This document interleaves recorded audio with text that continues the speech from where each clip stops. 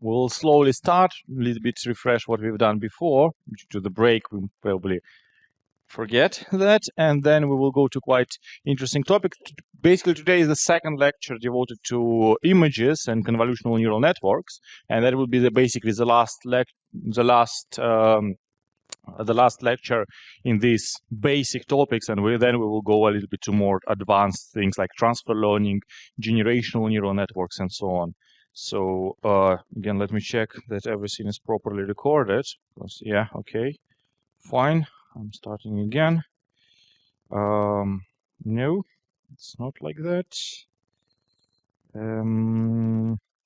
Duplicate. Yes. Perfect. So a little bit of recap. What have we learned last week? Not last week, basically the week before the last week. So we talked a little bit about convolutional neural networks, and we described them as a perfect tools for working with images or other data structures in 2D or 3-dimensional grids. They're really, yeah, that's just a wind. Ignore it. I probably will close this particular thingy here. So they are really perfect for objects like images or for videos. So we know that during training process, instead of weights, we're actually looking for elements of the filters, basically for the filters instead of weights. We know that due to that, in particular, CNN's architecture helps to drastically reduce number of trainable parameters as compared to naive approach when we treat each pixel individually. Because let's say for the full HD video, we'll have 2 million pixels with 3 channels. So it's almost impossible to pack them in one dense layer. So CNNs are much more efficient. Number of filters, filter sizes, padding, and strides are hyperparameters. That's important to understand. And for now, for you, there is no receipt how to select them. It's more or less on experience and on logic. There are more advanced CNN architectures with more complicated topologies. We discussed a bit about this inception approach when you have additional connection between layers, or you have multiple layers simultaneously, and then you pick a combination of them. So we will not touch that in this course because it's more advanced that we want. And at the beginning, what I would like to do, I would like to again give a very brief recap how everything works. So this on the left, you see here one of our layers. It may be input layers. Let's consider that as input layer. And this layer has dimensions of, let me try to organize it a little bit better. That, like that. So, and here we have 8 by 8 by 3, because we have 3 channels, right? And so now we're applying the filters. Filter here, this bottom filter has 3 by 3 size. This 3 has nothing to do with this one, so they're just accidentally equal. But then this depth here should correspond to the depth here. So 3 by 3 by 3, and this last 3, let me just highlight it with a different color. It's actually the same 3. That's important to understand. And we have another filter. Again, absolutely with the same rules. This 3 is the same. And then we do convolution. So how convolution works? Basically, let's take a look only on the top layer here and top layer here. So 3 by 3 by 3, that means, whoa. That means we take, let's say blue one, this 3 by 3 square, and let's say we have, I don't know, like C1, C2, C3, C4, 5, C6, 8, C9, and here we have F1 because it's filtered to F9. So what we actually will have at the result, we basically take a sum of Ci multiply by Fi, right? Then considering that we also need to go into the depths through these filters, we will have, let's say this is a red one, then we will have What happened here? I don't know. Let me fix it. Yes, that's better. We have CY green, FY green. Again, as a green, we will consider this one, plus CI blue, FI blue. Okay. Then we don't need to forget add biases. And then we don't need to forget to take, let's say, some ReLU functions on that. So that's how we transform things. Is it correct? Yes, I think this is correct. So if we do this convolution of this left part with the top filter, we will get this result. If we do a convolution with the bottom filter, we have another result. And then we basically shift this square like that and repeat it. So at the end, if we do it in this order, and we have two filters, what the final resolution or dimensions would we have if we do this left layer with 3 channels, convolution filter 3 by 3, and 2 filters only. So what at the end I will get? How many channels, first of all? So in channels, it's something that we count in depth. So each time when you do, let's say, 3 channels here, we know that this should be exactly the same, and we sum everything together. Therefore, if we just take one filter, we will sum everything, and we get only one channel, right? So with 2 filters, how many channels would we have? Come on. 1 filter, 1 channel resulting. So 2 filters, 2 channels. Exactly. That's exactly what's happening. We calculate this filter, and that's our first channel. Let's say it's green. And what color? Okay, this is violet. And then we stuck another behind, somehow like that. So we have 2 channels. Now the question, that's very bad too. So now my question for you would be, what in-plane dimensions do we have? So we had 8 by 8, have 3 by 3. What will go here and here? Go ahead. Ideas? Okay, yes. 6 by 6. Why not 8 by 8?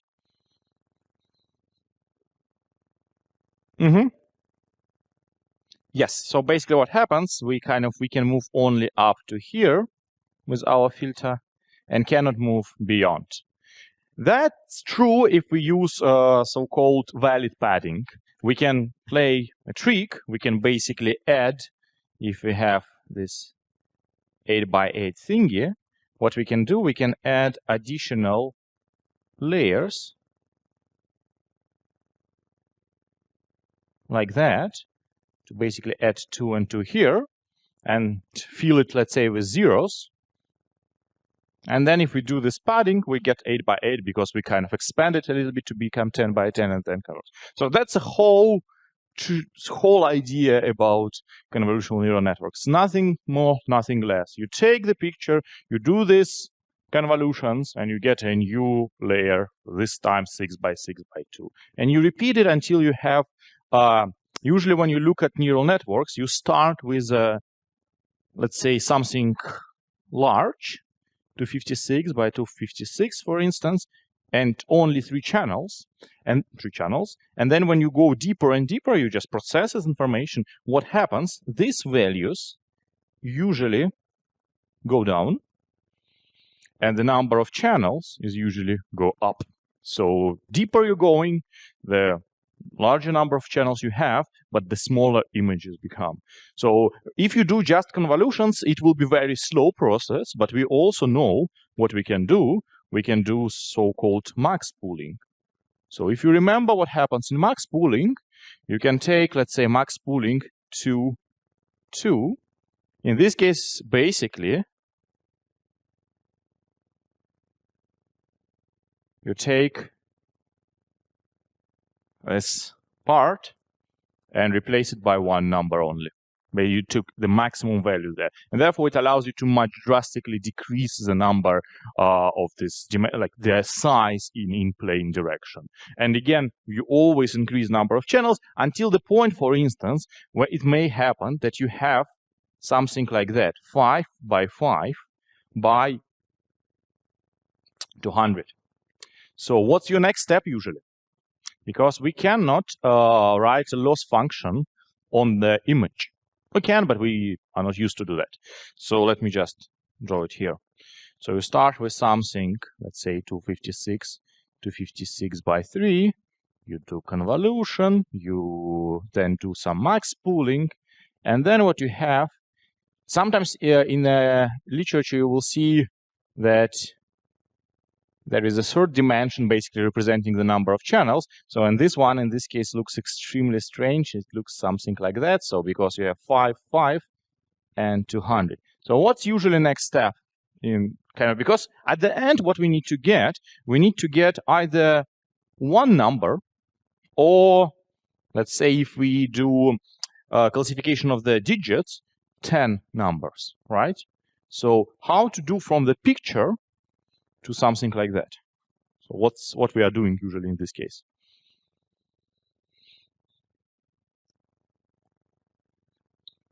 So what we are doing, we're doing the simplest thing possible. We just write all these numbers. We just flatten the array. So in this case, we just basically stretch the three-dimensional array into one-dimensional array. And in this case, we will have our dense layer 5 by 5 by 200 values. So we just take this value, put it here, just take neighbor, take here, and so on, and then go deeper and deeper and deeper. So this is just a transformation of the data representation. There is nothing happening with the non-linearity. It's really just reshaping our array. And then we may have another layer, dense, and we already played with these neural networks, and finally we get our output layer. So this is a super classical architecture. So first you do convolutions, and then you sort of flatten them and do a couple of dense layers. Cool. And we already practiced with that during the practice. With that, you can do classification. You, of course, can do regression as well. So now let's move to a next question. So that's one of the examples that we used. It's like holes in a concrete. And we imagine that it's just images. So we just take a photos and try to describe them, try to maybe classify them, or try to predict the properties. Do we see, if we consider that's real data, of course they are not real in this particular case, do we see any strange thing with these particular pictures? If you imagine that you are doing real photo of the concrete, I don't know, wall with a hole, what would be a little bit different?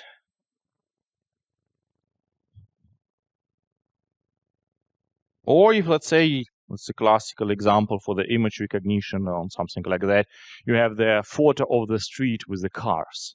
So let's say this is a street, it's your frame, and where would you put a car? I doubt that you will have a car exactly in the center. So your car probably will be somewhere here. I cannot draw a car, but nevertheless. So the problem with these images, like it's not a big problem, but it's not realistic expectation, that centers of these images are always in the center of our frames. Of course, it's not realistic. So, and we are lucky here that we somehow can describe the center, but in general, yeah, you can have a crack, for instance, here, and it will not be represented very well. So that's the main problem. And in many real tasks, we need not only classify our image, but also localize specific features. We not only need to look if there is a hole, But if there is a hole, we need to actually understand where the hole is. And that's quite important thing, which this is sort of, it's called classification and localization, and you will see it on a couple of slides. But now I will just give you a small challenge to think. So this is a hole in the center, and this is our just regular concrete without a hole. And let me shift it a little bit on the left. And now I'm asking you mathematically how we can understand, I'm not sure if it's grammatically correct, how to understand if we have a hole in the picture. So this picture is basically array of the pixel values. This is as well. So what would be your suggestion how we can what we can do with these pictures in order to understand if there is a hole or not? Come again? By color. Mathematically, what does it mean?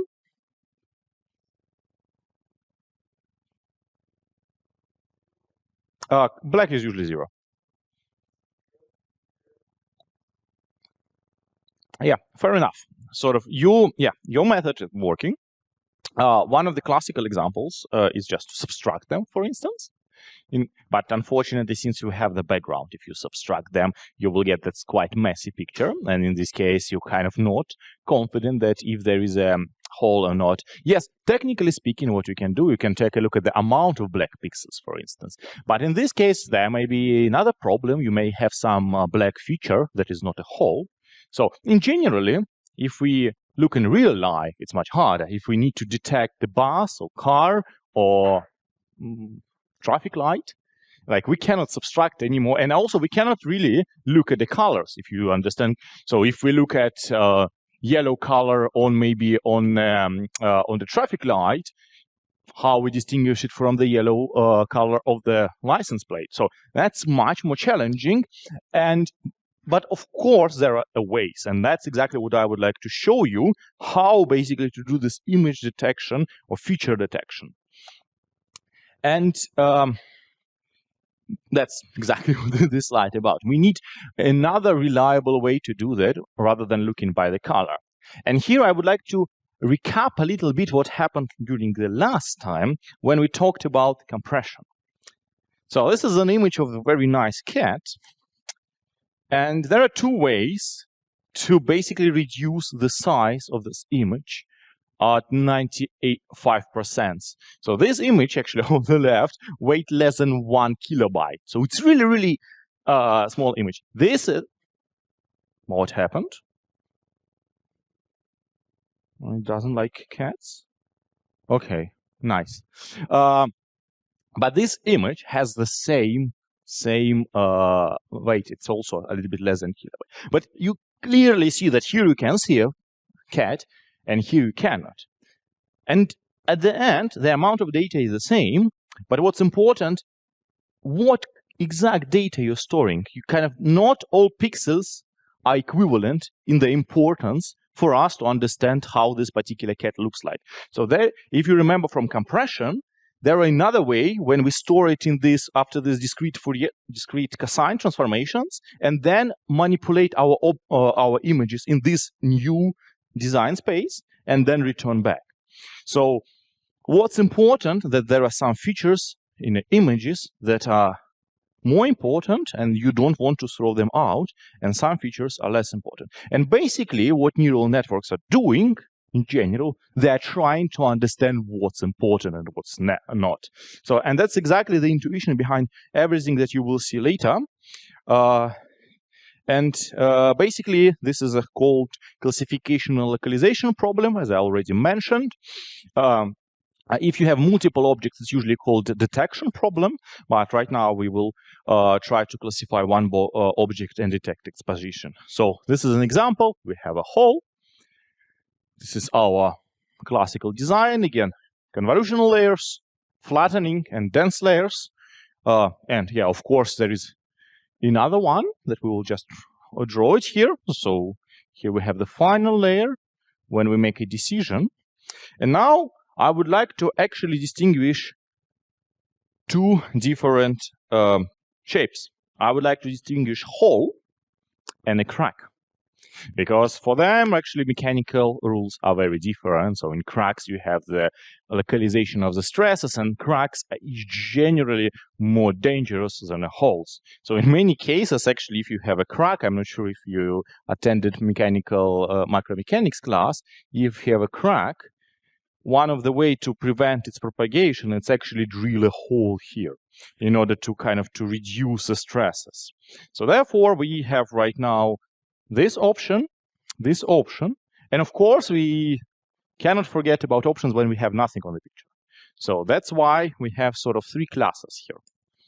Okay, and now our idea, we will call this convnet for now.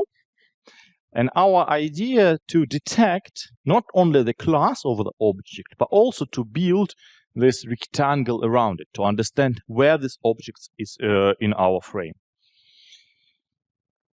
And therefore, when we do training, so when we do a training for the class, how we would do that? If we, let's say we don't care,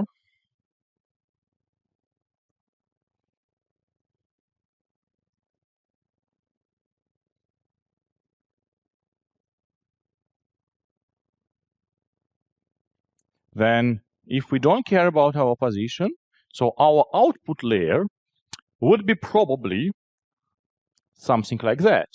We have, so if you remember one hot layer, so we have three elements, and this will correspond to 3, so nothing.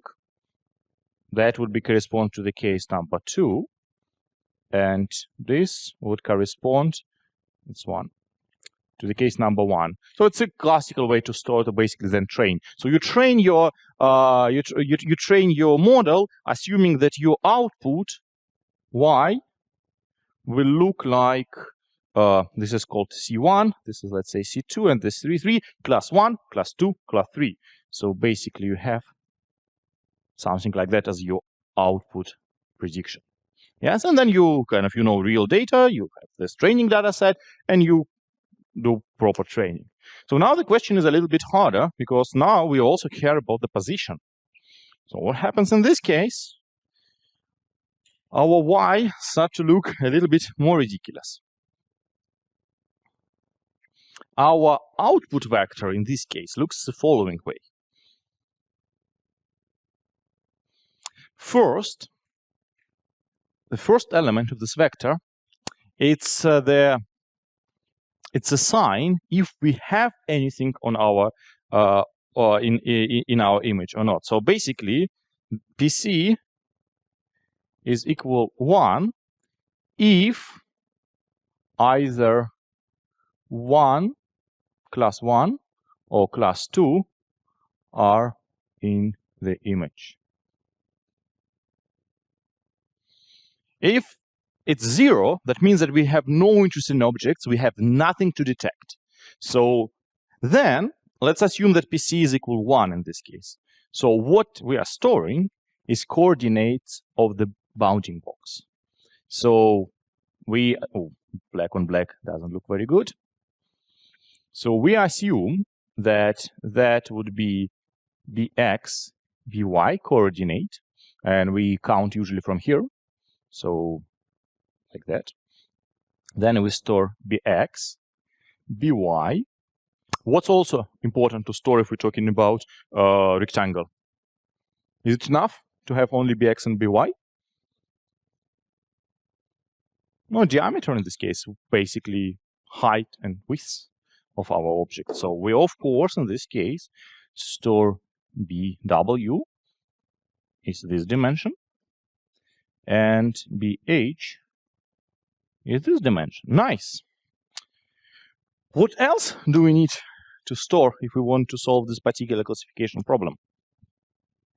What am I missing?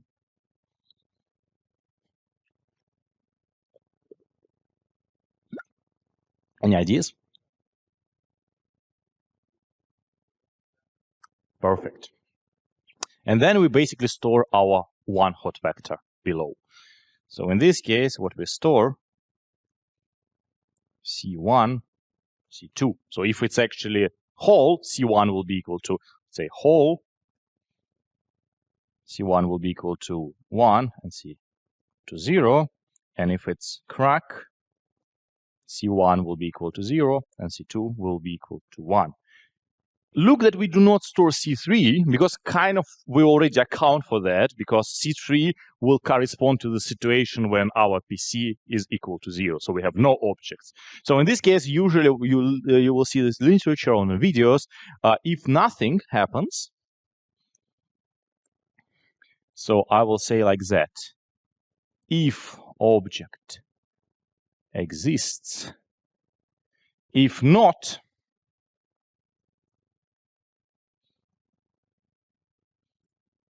then what we are writing usually it's 0 and question marks because we don't care.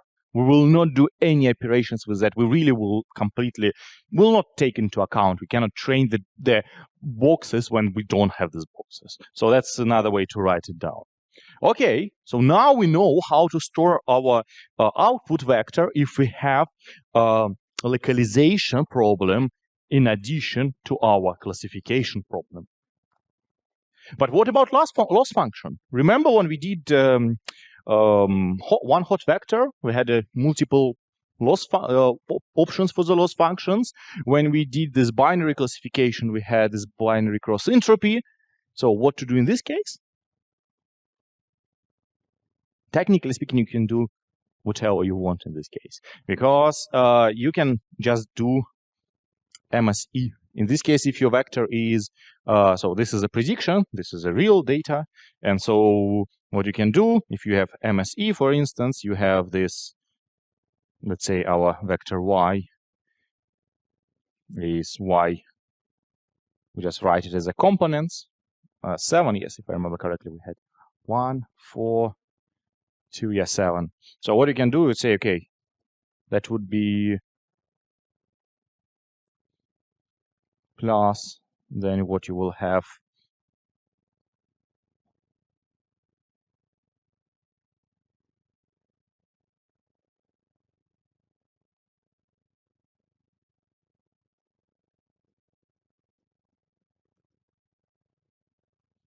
why do you think I'm writing that in this particular manner? Any ideas? Oh no, sorry, 5 should go here. 6 go here. And finally, 7 goes here. So that will be our loss function. We're trying to minimize it. Why do you think I wrote it in this manner? Like that. So this answer is pretty simple because the first component of our vector is just this P1 or like basically 1 or 0 depending on if we have object or not.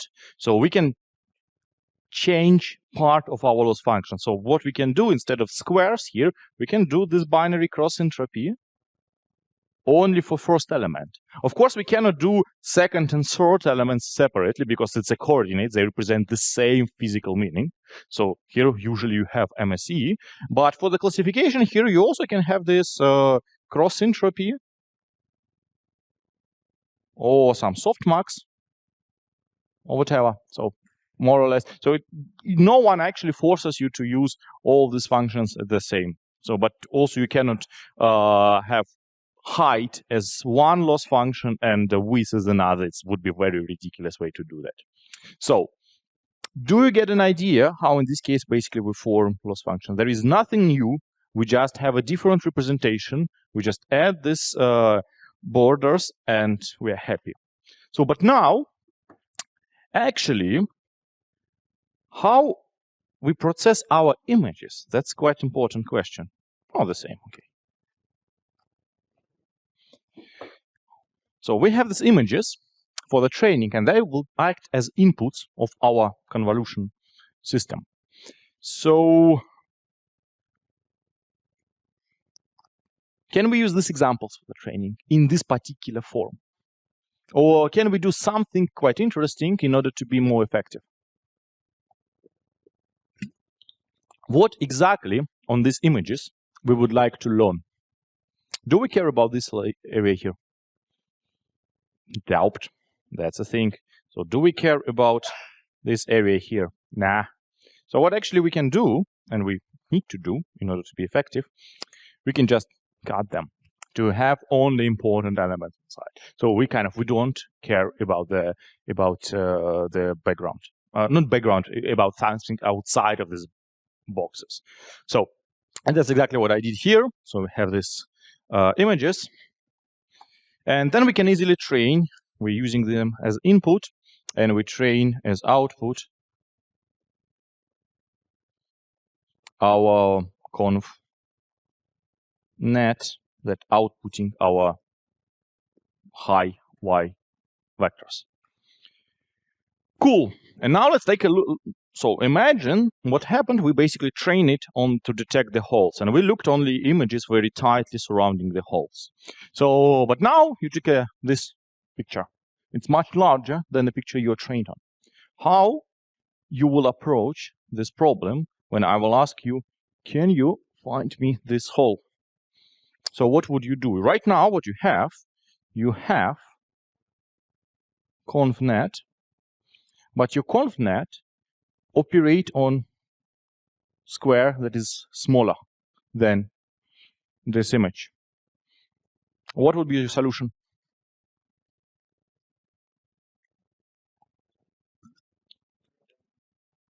Come again?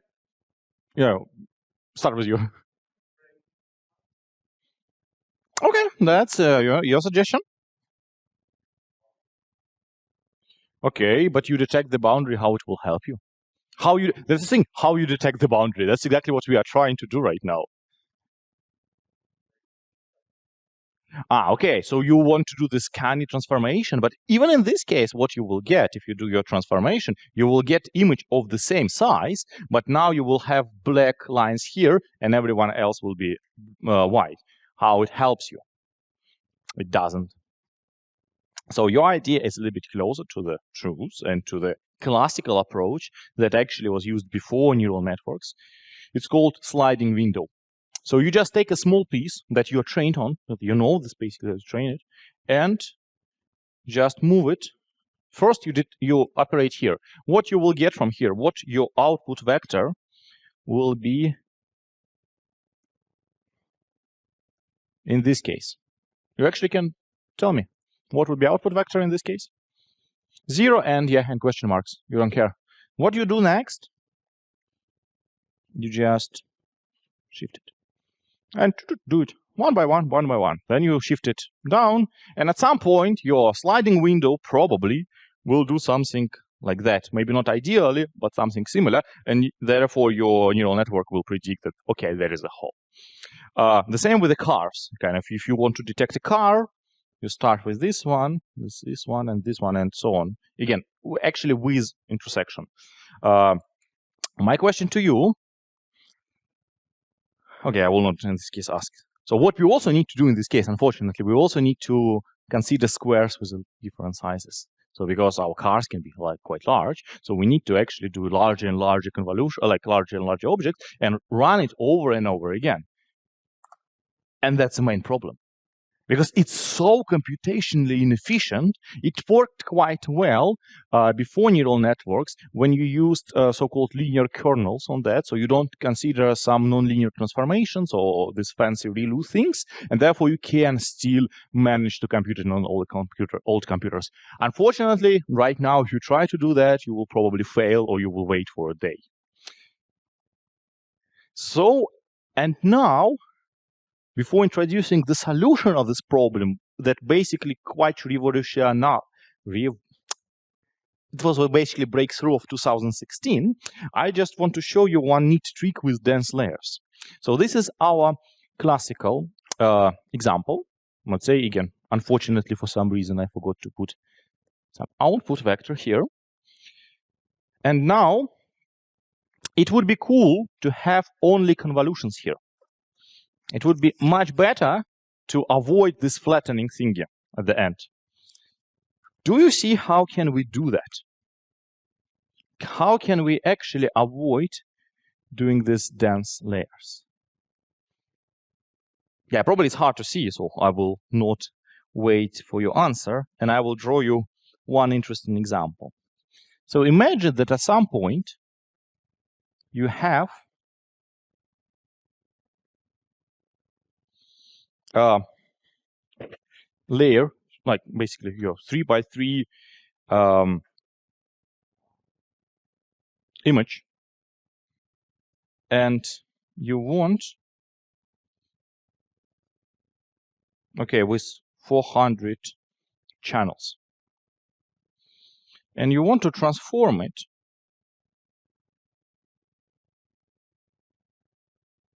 I know it's not 300 channels, doesn't matter how many channels, and you want to transform it to this dense layer, and dense layer you can sort of with 400 elements.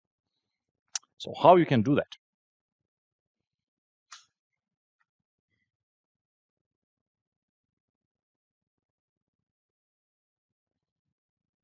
With some weights, because this connection will have some weights. So the way to do that, actually, what will happen if you will take 3x3 convolution filter and you take 400 filters? What will happen? Follow this thing. Again, let's say C1, C2, C3, 4, 5, 6, 7, 8, 9. And let's say we have filter number 1. Filter number 1 is F1, F2, and so on. So what will happen if I will apply this filter, 3x3 filter, on 3x3 image? How many output variables will I have? Exactly. So I have only one, because what I will do, I will take C1, multiply by F1, plus C2, multiply by F2. I will do that also in the depths. And at the end, I will apply some ReLU function. I will have only one number. And this number will go here. If I will take 400 filters, then I will be able to completely fill this dense layer. So the transition to the dense layer may be considered as a convolution with a filter size equal to the image size. And that's quite fascinating. And now I would like to ask you an even trickier question. Imagine that we have this 1 by 1 by 400 layer, this one. We kind of can imagine the dense layer is basically very, very narrow image layer, 1 by 1 and a lot of channels. And now I would like to transform it to this one. So it's something similar that we draw. Remember, at the beginning, what we did, let's say 420, and then we draw these lines, and we are happy. So each of these nodes affect this node somehow, and in general, it's linear combination plus nonlinear function on the top. How can I do that if I will want to do just convolution? Any ideas what I need to apply? Come again? Oh, come on, why? So unexpected. How Fourier transform will help you?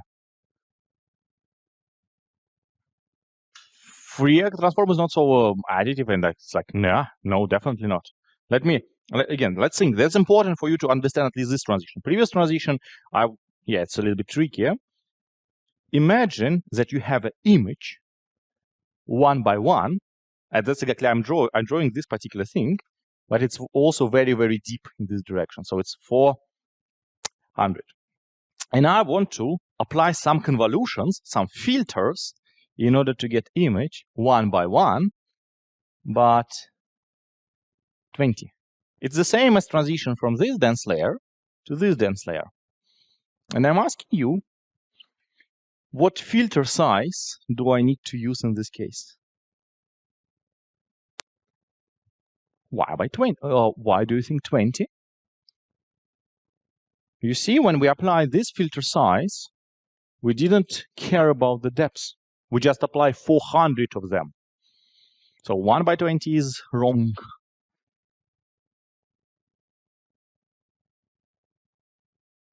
but it's close.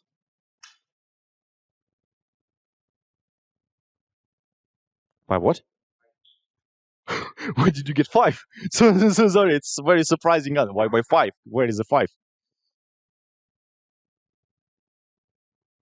So you have 400 elements here, and you have 20 elements here.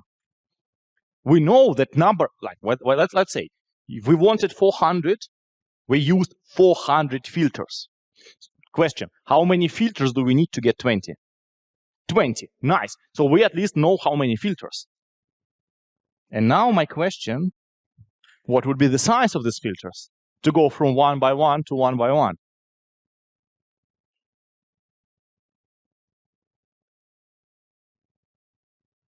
Why? Why if you say y by 1 by 400, that means that you treat this direction and this direction differently. Like it works when you have rectangular images or rectangle filters. Right now we have a square filter. Exactly, 1 by 1. That's a beauty. What we did before, we just did this 2 by 2, 3 by 3 filters. You can use 1 by 1. What happens actually when you apply 1 by 1 filter to any image? Let's say on this image even. What will happen if you apply 1 by 1 filter? You don't care about this neighbor here. It will not be affected at all. But actually what you will do summation in the depth direction. So, and this is exactly what's happening, because if you have a filter 1 by 1, it will take all these channels, all these sections, and somehow merge them and get output with specific weights. So that's your filters. You apply this dense to dense transition is equivalent to 1 by 1 convolution. And this is a magic because convolutions are much faster in computation in general, and you will see it on the next slide. Did you get it? Did you get the idea that technically speaking, we can avoid talking about dense layers by tricking ourselves, like that's why it's called neat trick with dense layers, as the dense layers. And now, why it's important? Imagine that you had images 14 by 14 by 3, and you basically did convolutions until you get this 1 by 1 by 3. And now we're actually returning to the problem of the whole, cut, or nothing. So at the end, you see we have only 3 variables. So depending on what variable will be 1 and what will 0, we can classify that. So we can take this 14 by 14 by 3, run it, and see at the end if we have our output as 1, 1, like that, or something similar, because of course we will never have 1 exactly. So after rounding, after thresholding, we will get this value. That means that we have a hole. If we have 0, 1, 0, that means we have a cut. And if we have 0, 0, 1, that means that we have nothing on our image. Why?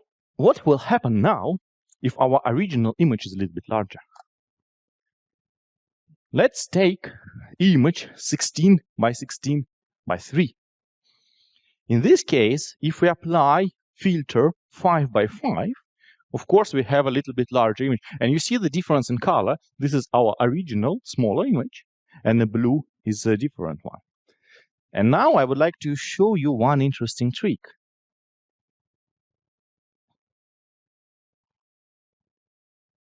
This is our original image.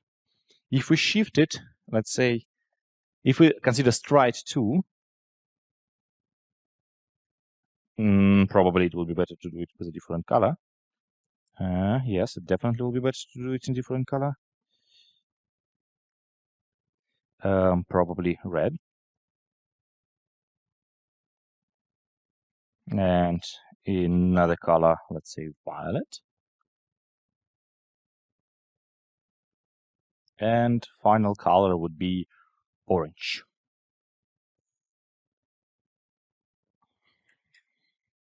The computations here repeating themselves. So this eye area is actually shared between multiple layers. So what actually is happening, if you take this image and start to just do convolution on that you already trained, it will decrease the size. So you train convolution first there, then you apply it on a larger image.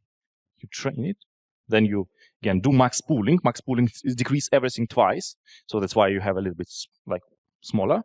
Then you do fully connected, all these fancy one-by-one convolutions, one-by-one convolution, one-by-one convolution, and what you have at the end, instead of 1/1/3, you have 2/2/3.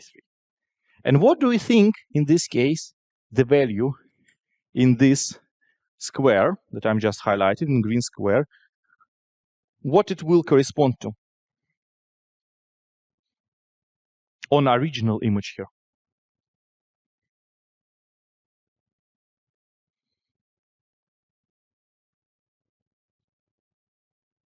What will this? Okay, so let's take a top row. It's important to understand the final value, what it corresponds to in relation to the initial image. What does it tell us? Yes, crack, hole, or no, nothing? Now I'm asking you, we have at the end, if we convolute on a larger image, we have 2/2/3. But right now I'm interested only in this particular square. What this square tells us? Come again? Yes, but where? In the green, yes, in this square. If we take a look here, what we will actually see, we will also have the same answer, crack, not crack, or nothing, but this time for the square that I highlighted by red. So this would correspond to red square. This one, the bottom right, will correspond to which square in our original image? Orange, exactly. Oops. It's not orange.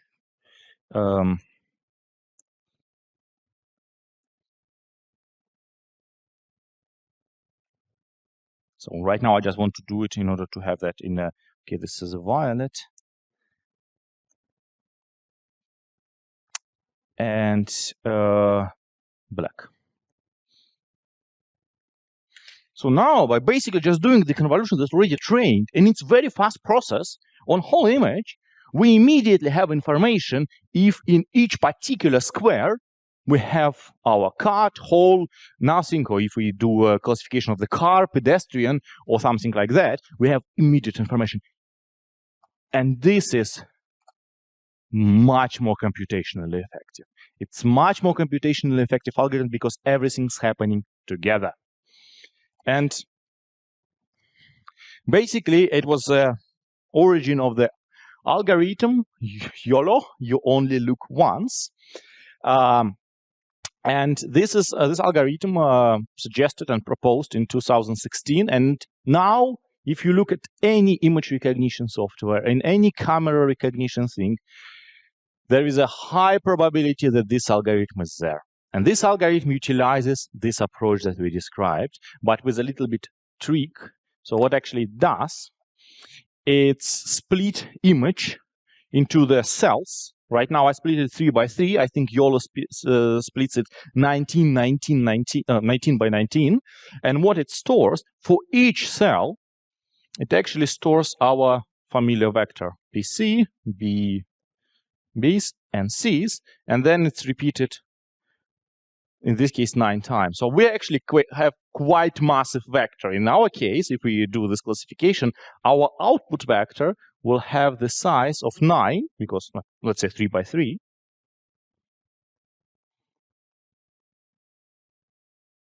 Come on. By 7, because this is our original vector size.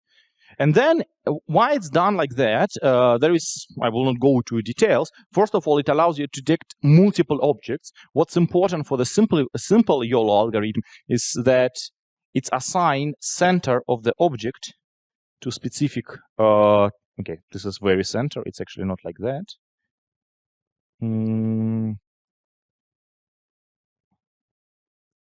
let's say this is the center, to each specific cell, and then therefore you can actually detect multiple objects simultaneously. For instance, you have a hole here, you can have a crack here, and it will be trained in the same process. That's actually why it's called you only look once. You do only one transformation during this time. You don't need to do the sliding windows and repeat. You just run one process, and at the end you have quite amazing results. And again, this is a top-notch algorithm. It has multiple iterations. This is one of the final versions right now, I think released in 2023. It's called YOLO version 8. Again, there is, of course, much more behind that. But in general, you see these convolutions. You see upsample, but it's just convolutions, max pooling. Again, there is very similar concepts that we studied, of course, arranged in much more effective model. But since it's more effective, it actually has a lot of weights and filters inside. And right now, almost no one, is training that from the scratch, because you need to spend so much computation time to properly train it. So instead, what you're actually usually doing when you do, if you want to do image recognition, you download already pre-trained model with already pre-trained weights. And this is available into internet, and that's exactly what I did for a couple of just our lecture. And it's detecting person, it's detecting mouse, it's detecting sometimes laptop with not very high confidence. I don't know why it's right now shaking, because yeah, I think it's fine. It's this shakiness and this not smoothness is just because of computer. Actually, it can be run in real time. On my GPU, it's running for each full HD frame. The processing takes less than 40 milliseconds. So you can, therefore, if you want to, let's say, have 24 frames per second, you can use this model in real time. You just take a camera feed and you detect objects. And this is fascinating thing, because you consider here you have 2 million pixels in each frame. And therefore, in 1 second, you have 50 million pixels, but the algorithm is so smart and it's so fast that you can do that. So if you're interested in how to do that, yeah, I can then maybe during the practice have a little bit tangent about that and show how to download these weights and how to download it in Python. But it took me, I don't know, 10 minutes, something like that. You just download like a pip install, YOLO version 4. This is version 4. Then you just download weights. Weights actually, the file with weights is approximately 200 megabytes. So it actually gives you information that it's quite massive neural network, and you will not be able to train from the scratch, but you can use it, and it's running quite smoothly. And this is just, again, first iteration without any tweaking, without any. It actually detects even the chair that I cannot see here. So this is a fascinating thing, and this is basically the cutting edge thing that is available for you. So that's about image detection, image recognition, and the problem of localization. Do you have any questions about this thing? Because we will have another, let's say, 15 minutes part about anomaly detection. So let's do a small break, probably in this case 5 minutes break, just to open the windows, breathe a little bit, and then we will switch towards the problem that is also very well associated with image. It's called anomaly detection, when we would like to see if our image is anomalous, or like it doesn't, let's say, if it's contained cracks or something like that. So 5 minutes break.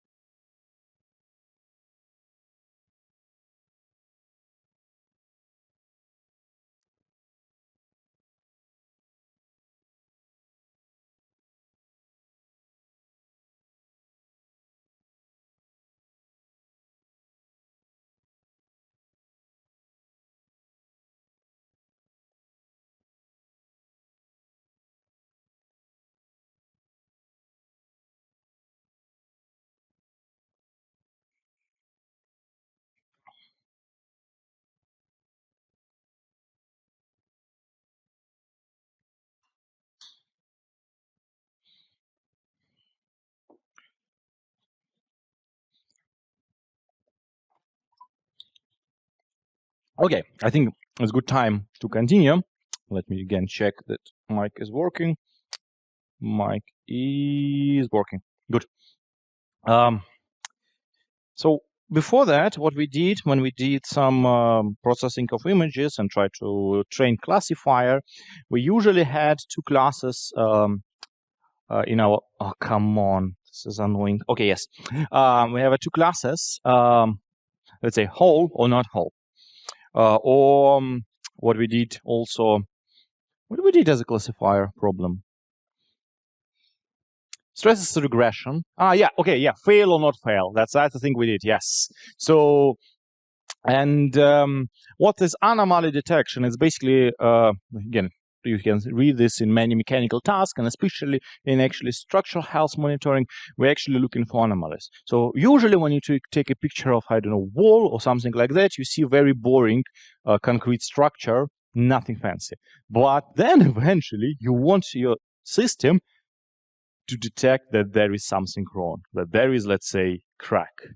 And unfortunately, you don't usually have a lot of images of the cracks, because if crack is there, you don't want to care and take a photo. You really want just to evacuate everyone, more or less. So therefore, it's sometimes quite hard to really train classifier models. So what we did, let me ask you a question. Let's imagine this is a problem that we have. So what would be the difference between supervised anomaly detection or supervised training and unsupervised, in your opinion? So what would be a supervised approach if we take a look at this particular problem? We take a look at the picture and understand if we see crack or not see crack. So how you would do that in supervised manner? Yes. So in order to do labeling, what do you need to have? Yes, and in this case, you need to have basically both examples. You need to have a cracks because you want to, and usually you need to be quite balanced. So how you would do it, how you imagine doing that in unsupervised environment?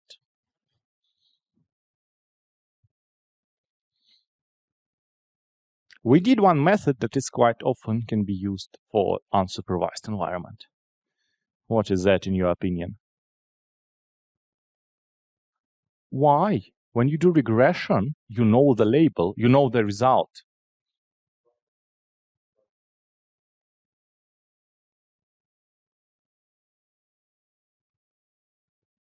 We did support vector machines, if you remember correctly. So that's more common method to use. In unsupervised conditions, you want your model to understand that something is going not right. So these images are different, but not saying that they're different by yourself. So, and there are, again, supervised, can you name one? What we did, it's supervised thing when we just did this whole or not whole, because we had both data sets, we worked with them quite well. But there is, of course, unsupervised method, and they sort of based on the idea of transforming your data in order to cluster that in the different areas. So let's say almost all your good specimens will be clustered in one location in this two-dimensional space, and you failed a specimen will be clustered somewhere else. And then by looking at that, you will understand the difference. And all these methods on the top, it's clustering or local outliner factor, they are more or less doing with that. And you will see it on the next slide. Very nice summary. We also spoke a little bit about, if you remember, principal component analysis. Do you remember this word, this term? It was used for the pizza paper. When first you do a picture, then you transform the picture a little bit, detect the edges, and then instead of looking at whole edge, you just do Fourier transformation in order to get the 7, let's say, most important values, in this case, amplitudes of different sine waves. And then you look only at them. So PCA does that, and in many cases you can use PCA, this principal component analysis, without actually supervision. It's sort of just a transformation. Support vector machine and autoencoder deep neural network. So, but this is example of this clustering problem. So this framework that we used for the support vector machines called Skikit has amazing set of the anomaly detection things. What you can see here, let me just illustrate it. Each row corresponds to specific examples. Actually, you see that basically this picture and this picture are absolutely equivalent in terms of blue and orange points. The same as here, for instance. These pictures are actually the same. So using different methods, you can separate so-called outliners. Outliners, in this case, it's anomalies that you want to avoid. In blue points, you want to separate them from their normal behavior, and in this case represented by orange points. And what you can see here almost on all examples, this is a boundary that is created by a specific algorithm. You see on the top, it's robust covariance, one class support vector machines, something we did, one class support vector machine with the different optimizer, and some other methods. And actually, you see how these methods differently approach the data. So for instance, if you compare this robust covariance on this example, on the second row, you see that everything inside of this ellipse will be considered norm. And everything beyond this ellipse will be considered outliner or anomaly. Okay? But if you do a one-class SVM, it will actually understand that it will be very strange to have real, like, normal data here, because you almost have nothing here. All your normal data in here and here, and that's exactly what happens here. You see, you have two different areas that are considered as norm. And again, the same is for these examples. Very interesting to observe what happens with this data set, because it's very hard for computer to understand where is outliner or not. But in my opinion, for the human, it's really easy to see, because, like, yes, if we see these two lines, we expect our normal data laying on these lines, and everything beyond will be outliners. And computers quite struggle with that, unfortunately. And even on this example, when we have just everything as a normal data, we see some weird decision that here you will have outliner. As a human, you will never exclude this particular point. So that's methods that you can use for anomaly detection. We will not discuss them. It's a very different quite mathematically heavy topic. So, but this is methods available, and you don't really need to implement them by yourself. You just use them already in Skikit. So, but for anomaly detection, right now we'll talk about one very cool neural network architecture. We will talk a bit about it briefly, because we will actually see it in 2 or 3 lectures for completely different task. So, but now, again, anomaly detection. Pizza paper, favorite paper of my research career. So basically, we take an image of the pizza, we do this thresholding, we do image detection, and then that's actually from the paper itself. So what authors are doing, the shape extraction algorithm was performed, and that's actually how we get number 3. And then, and the Fourier transform was then implemented to characterize the magnitude of changes in the shape frequency in the spatial domain Ri. The Fourier transformation coefficients M1 to M7 for 4 typical pizza are shown in table 1. So basically, there is another step here. You just have 7 numbers.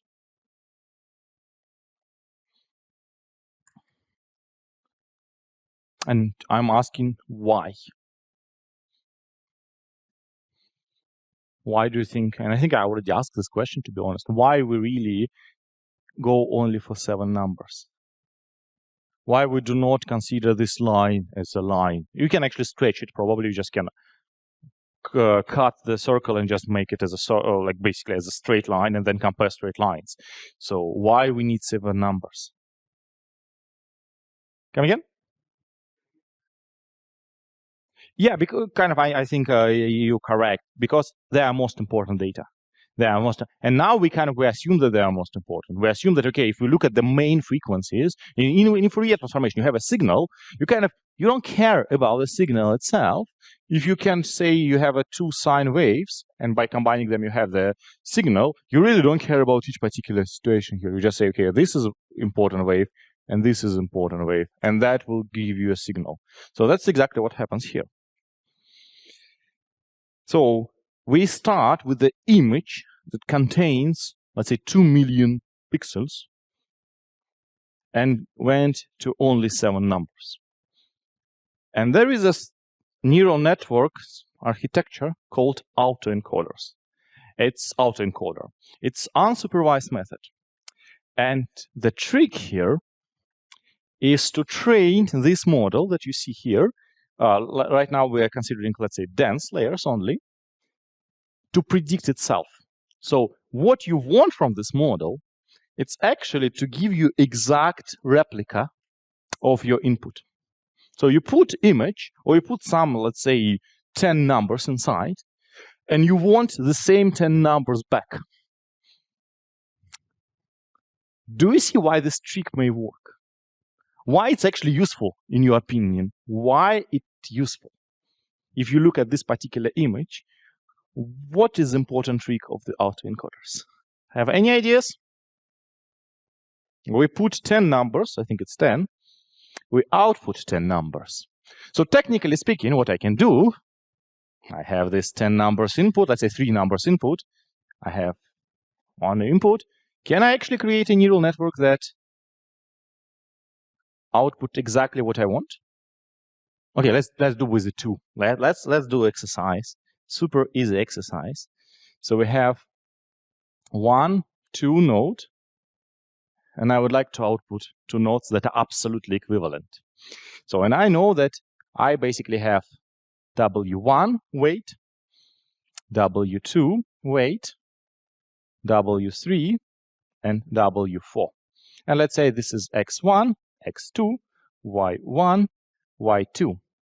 What would be the weights if I would like to Y1 to be equivalent to X1 and Y2 equivalent to X2? So yes, if I want to train the model that predicts the same input output as input, what I would say, W1 would be equal to 1 double. In this case, what I will get that Y1 is equal W1 X1 plus W2 X2. Bias will be also 0, of course. And since we have a 0, we'll have, and 1, we'll have exactly X1. So it doesn't make any sense, right, to use this architecture, because it's boring.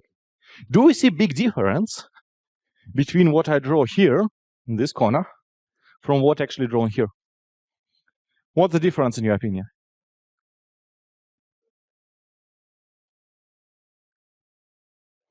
Yes, and what does it mean for us? Yes. Exactly. That's perfect. You're absolutely right. So when we did Fourier transformations, we decide by ourselves what components are important. Here we say nothing. Neural network, when it will try to basically create the output that is absolutely the same as input, it needs to go through this bottleneck. It needs to learn how we can actually represent 10 variables through only 3 variables. Of course, since Gerrit already told you, we always lose information, or we either transform information or we lose information. In this case, we lose information. We cannot store 10 bits of data in 3 bits of data. But what we can do, we can transform them in a way to have 3 most important things and then expand it back. So that's why this method works. It's absolutely beautiful architecture that looks a little bit ridiculous at the beginning, but at the same time, it's automatically, without supervision, actually it's a little bit not true, it's called self-supervised, but now everyone classifies unsupervised method and does this transformation on the data or on images. And actually, yeah, I already answered the question. If it's supervised or unsupervised, will be considered unsupervised. And that's what it's called autoencoder, and it contains of encoder. Basically, why it's called encoder? Because it's tried to encrypt your data. It's tried to to code your data in a smaller, in a smaller amount of space. It's not like archiving that you are doing with zip folders or something like that, because they are completely reversible. So it's here you lose information. This encoder This is decoder. It's actually trying to kind of decode the three, in this case, nodes, and the central point is called bottleneck. And that's the beauty of the structure, because your process pipeline should go through this bottleneck. Also, what you usually can say, this is usually also called latent space. So it's sort of encoding your information in another space that is smaller than your original one, but it's more important. It contains only the most important features. So if you see the term latent space, it usually means something that happens out to encoder. Why this method, why this architecture is useful, and where it's useful? So first of all, again, that's exactly why we'll see this architecture in a couple of lectures. It's amazing on the problem of denoising. So you can train, you can have this, let's say this example from our standard data set, and you intentionally add the noise on them. And then you train your model by inputting this noisy data and outputting this real data. And it's actually getting trained over and over again. And now, after training, what happens? You feed any noisy image that is kind of from the same data set, and it will output your almost ideal image at the end. So, and that's actually also quite big breakthrough, for instance, for the rendering engines, like if you use Blender, for instance, for the rendering, or you play some Unreal, like games of like modern games that uses Unreal Engine or Unity, they use denoising quite a lot because that's a way to fake light reflection. You don't want to calculate a lot of light bounces in your scene, so you kind of calculate only 3 of them and then do denoising, because if it's not enough, you will see quite a lot of noise on objects, so you can use denoising, and denoisers right now are a very big part of all these games. What it also can be used for, coloring images. All these fancy things when you basically feed black and white or grayscale image, and it will actually draw nice colors on that, also can be done is with autoencoder. You train it on the pair of grayscale color image, and then if you put another image that was unknown for this neural network, but from the same domain. So of course you cannot train images on the forest and then ask to paint, like to colorize the face. It will fail completely. But if you feed enough images of the forest, and you feed another image of the forest that was not visible, was not familiar for the neural network, it will be able to paint it very nicely. So the coloring, it's really big deal for that particular architecture. And finally, why we're talking about anomaly detection here? It's quite interesting architecture for that. So what you can do, let's say we have this MNIST data set with these digits. You played with that during the practice. And now I just pick only digit 6 from that, nothing else. And I train my model only to recreate. I feed this 6, asking, can you generate me the 6 back? So nothing coloring, nothing denoising, just give 6, I would like the same picture back. Of course, it goes through the bottleneck. So therefore, it needs to learn what the feature of the number 6 are important. And probably what's important is, I don't know, the fact that this, I need red one, then this one is sort of circular or something like that. And if I train it only on the number 6, it will give me, and then what I can do, I can calculate the difference between original image and reconstructed image. It's so-called reconstruction loss. So I can do that. Let's say this is my generated image, and this is my original one. So what I can do, I can say, okay, what's the difference between generated minus original? And I actually can do this sort of as mean square error. If I have a very large difference, that means they're very different.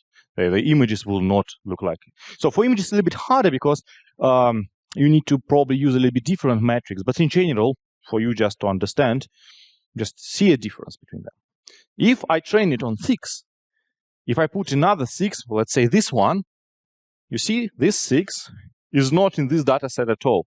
But then if I will ask it to reconstruct it, it will be quite close to the 6 because it's trained. It will say, okay, I know how to deal with these particular things. So probably what I will get, I will ask this 6 and I will get this 6.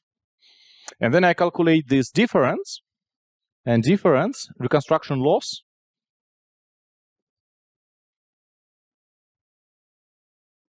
is small. But now imagine what will happen if you put 7 inside. I've never seen 7. It will try to see this roundiness somewhere, and it will generate you something that actually will be probably some mix between 7 and 6, to be honest, but it will be quite nasty image. I wanted to do that, but I did it for another example later. And your loss will be high. So now what you can say, so if we consider 6 as a norm, it's our expected behavior. If we just run our model already trained, so we just predict using pre-trained model and compare input and output, if we see the small difference, that means that probably we feed 6 inside. So probably our new data, our new point is okay and normal. But if we put something inside and we see a very big difference between this value and this value, we know that something is going wrong. So that's why, surprisingly, this particular architecture is very good for the detection of the anomaly. And one very important thing to see here, what to do with initial data? What's the difference between what we've done before with our data sets and here, if we would like to use autoencoder architecture? What's the difference between original data set we will have? I think you already kind of hinted on that when you asked answered the previous question. So what we should have for supervised learning? Labels, right? So we have 0s and 1s. Do we need 7s here? No, we need only 6. So we can use only one class, like normal class. And everything beyond that would be considered anomaly. So that's the beauty of this approach. You don't need to have 0 and 1s or multiple classes. You have sort of, it automatically learned this difference. And what actually I did, and that would be part, not part, it will be just hard part if you want to take that of your home project that we will announce after that lecture. You can use that for the crack detection. So you will have the data set with real images, that's real images from the structural health monitoring with the cracks and without cracks. So we'll talk about particular problem later, but let's say that now I will try to do it only with cracks. So I will look only on the so-called positive examples when we see crack. So actually, that's exactly what I did just before the lecture. I said, okay, we struggled a little bit with some specific things there, but that's normal. That's how it's represented in just colorful image. And if you put this particular image inside of trained neural network, you see what it will generate. It will not generate your ideal representation, of course, but that's what a neural network will do if it will see a crack. So, and then I will calculate the difference between this image, let's say, and this image, and it will be quite small. But if I will put something without a crack, that's original one, and this predicted one, you will see quite a big difference. There is, of course, some tricks. So maybe you cannot compare them directly. Maybe there is a problem if you train it on cracked version and not. It will be up to you to decide if you would like to go into this direction. But you see a big difference how well this neural network predicts the data that corresponds to this class with a crack. In this case, crack right now is normality. And without a crack, that is anomaly.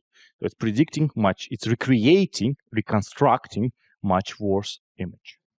So that's why this is anomaly detection, and that's why it's really cool. So just for you, since right now you saw the examples only with, let me go back, with dense layers, now no one prohibits you to do the same with the convolution. So what you can do with convolution, you have, again, large images, let's say 128 by 128 by 3, then you do convolution to, let's say, 44 I don't know, by something 20, then you do another convolution to 10 by 10. I'm just randomly writing that. So then you can have the sort of, let's say, dense layer, like 1 by 1 by 50. Let's say, again, doesn't matter.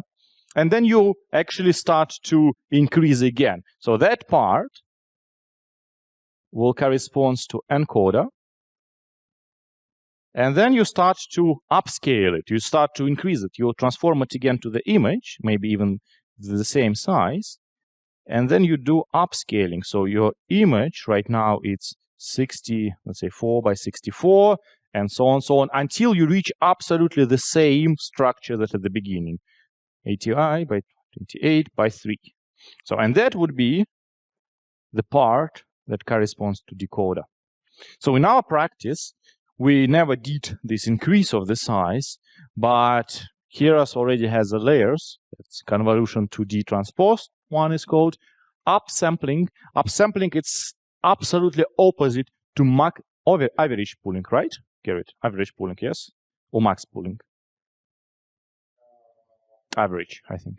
So it does interpolation between. So if you have an image 4 by 4, it creates image 8 by 8 just by interpolating between pixels. So it's opposite to when you do this averaging or max pooling. You're just doing opposite things. And you also have a very useful thing called reshape that allows you to sort of, if you have specific shape, for instance, if you have a dense layer with 64 elements and you would like to transform it to 8 by 8 image, you just do reshape. So that's a very cool layers that already implemented. You don't need to care about that so much. And again, just read the blog in a Keras or just Google that and you will see. So with that in mind, what have we learned today? We know that besides solving classification problem, it's important to localize objects on the image and videos. And in many tasks, it's really important. In mechanics, sometimes I feel that it's not so important. That's why I kind of show you examples with the cars and with basically the video processing. I think it's a very cool direction to go. Oops, what's happening? Sorry, it was really weird. I think I pressed the wrong button. Let me return back. Yeah, we were here. And we were duplicate.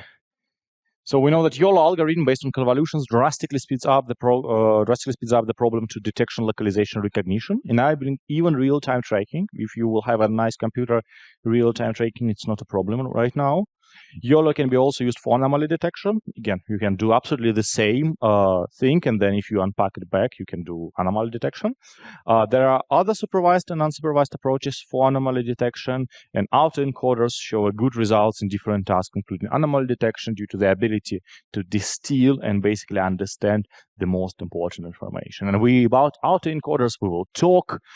They can be used to generate new materials, new images, a lot of things that you see in internet. For instance, I'm not talking about transformers. Transformers are acting a little bit different. Oh, not transformers, there's diffusions.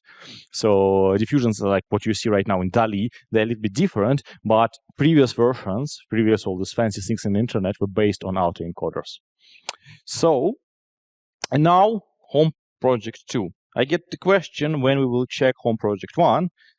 Now we will actually start to do that, just to give you a feedback. So we will basically give you feedback on Monday or Thursday. So if you haven't submitted yet, please do that, because for us it's much better to look at that in a bulk. And also because, again, right now we are actually releasing Home Project number 2. This time we deals with the convolutional neural networks. And so what you will see, I think it's already uploaded to Ilias, but I'm actually not sure. If not, it will be in 30 minutes when I return back and just press the button. I don't remember if I press the final button there. And what you will see a data set, and inside of, you have 2 folders. One folder will have negative results, and they will look like that. It's real images. Again, this is absolutely real things of the concrete slabs.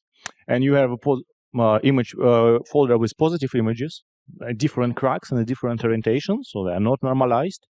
And all these images is 22, I don't remember the resolution, but you will see that.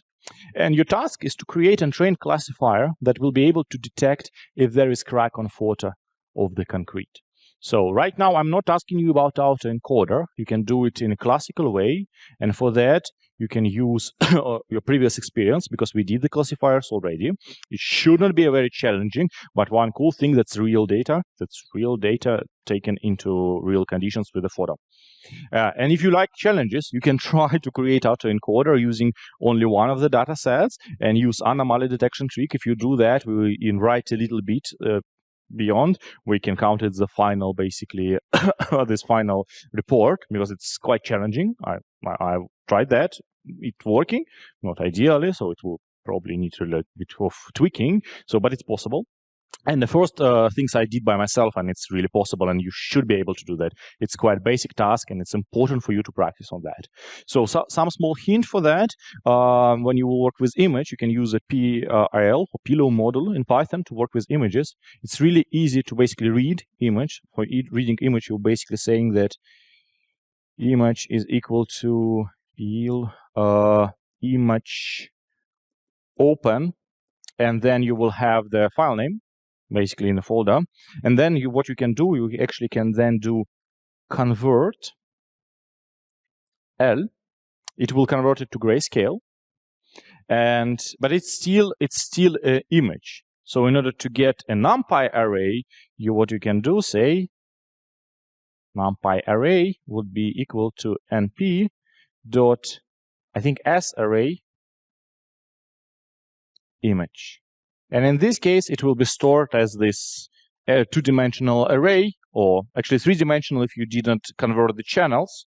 One thing that I also will give you a hint, it probably will contain numbers between 0 and 255.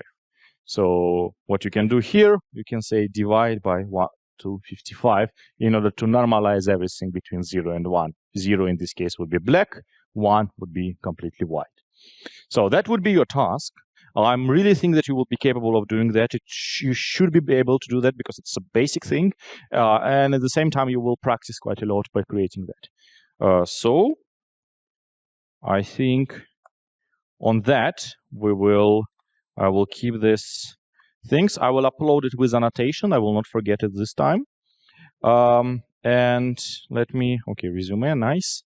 And that's basically the instruction that you will also see in a folder when you will download everything. It's basically the same instruction with a little bit more details. So just download zip folder from Ilias, again, either now or in 30 minutes. I need to check it, and then try to do that. And please submit us home project 1, because we would like to give you a feedback, centralized feedback, next time. And a final remark, Thursday, as usual, off. This Thursday we have some holiday again, but after that, finally, we're on a good temp and good pace. So thanks a lot.